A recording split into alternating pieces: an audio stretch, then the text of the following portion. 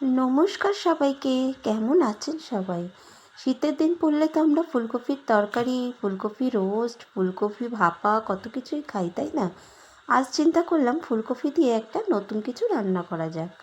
যেই ভাবনা সেই কাজ। ফুলকপিগুলো আমি গ্রেটারের সাহায্যে গ্রেট করে নিয়েছিলাম। ডাল ভিজিয়ে রেখেছিলাম। এখানে মটর ডাল আছে, আপনারা চাইলে মসুরির ডালেও করতে পারেন, তাতেও ভালো লাগবে। তবে আমি নিরামিষ করে পুরোটা করেছি, তাই মটর ডাল নিয়েছি।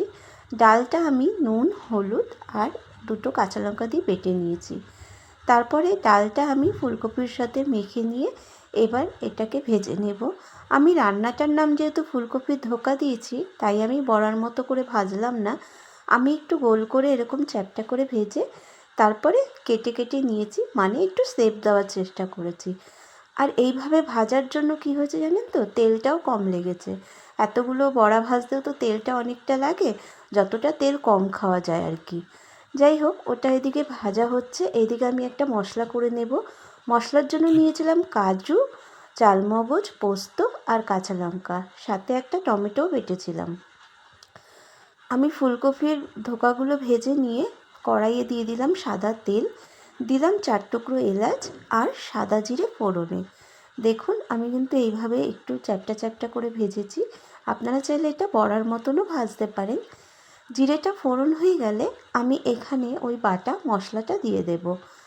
তারপর এখানে দিয়ে দেবো নুন, হলুদ, জিরের গুঁড়ো, একটু কাশ্মীরি লঙ্কার গুঁড়ো যাতে মানে রঙটা ভালো হয়, আর একটু পরিমাণ মতো চিনি। সাথে আর একটা টমেটো দিয়ে দিলাম আমি। ওখানে একটা টমেটো বেটে দিয়েছিলাম আগে, এখানে একটা টমেটো দিলাম। এই মানে টমেটোটা পুরোই বেটে দিতে পারতাম, কিন্তু এই কোচানো টমেটোটা দিলে একটু যখন খাওয়ার সময় মুখে পড়ে ওটা কিন্তু খেতে বেশ লাগে আমার। যাই হোক, এবার মশলাটা আমি ভালো করে সাঁতলে নেব। মশলাটা সাঁতলানো হয়ে গেলে আমি এর মধ্যে পরিমাণ মতো জল দিয়ে দেবো।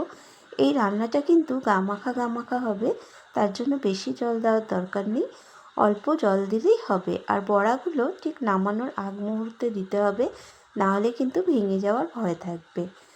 মশলাগুলো ভালো সাঁতলানো হয়ে গেলে যখন তেল ছাড়বে, আর কাজু, পোস্ত এগুলো তো বেশি সাঁতলানোর কোনো দরকার নেই, অল্প একটু মানে ভাজা ভাজা হলেই এই দেখুন তেল ছেড়ে দিয়েছে। এবার আমি জল দিয়ে দেবো। যাই হোক, আজকের রান্নাটা আপনাদের কেমন লাগলো সেটা জানাবেন, আর আপনারা এইভাবে কখনো করে খেয়েছেন কিনা সেটাও জানাবেন। আমি কিন্তু এই রান্নাটা পুরো মন থেকে করেছি, খেতে কিন্তু খুব ভালো লেগেছিল। দুপুরে খেয়েছিলাম ভাত দিয়ে, আর রাত্রে গরম রুটি দিয়েও কিন্তু এটা বেশ লেগেছে। কারণ এই তরকারিটা আমি দেখলাম মানে দুটোর সাথেই ভালো লাগে, ভাত রুটির সাথে ভালো লাগে। ঝোলটা ফুটে গেছে, এবার বড়াগুলো দিয়ে দিয়েছি। আর কি, নামানোর সময় এখানে আপনারা ইচ্ছা করলে গরম মশলা আর ঘি ব্যবহার করতে পারবেন, কিন্তু আমি ওই যে ঘি গরম মশলা তো অত খাই না, তাই ধনেপাতা আর একটু ভাজা মশলা দিয়েছি। ভাজা মশলা মানে ওই সাদা জিরে শুকনো খোলায় ভেজে গুঁড়ো করে রেখেছিলাম, সেটা দিয়েছি। আজকের রান্নাটা আপনাদের কেমন লাগলো সেটা জানাবেন। যাদের কাছে আমার চ্যানেলটি নতুন করে পৌঁছবে তারা প্লিজ আমার চ্যানেলটিকে সাবস্ক্রাইব করে আমার পাশে থাকবেন। পুরো ভিডিওটা দেখার জন্য অনেক অনেক ধন্যবাদ। সবাই ভালো থাকবেন, সুস্থ থাকবেন, সাবধানে থাকবেন। নমস্কার।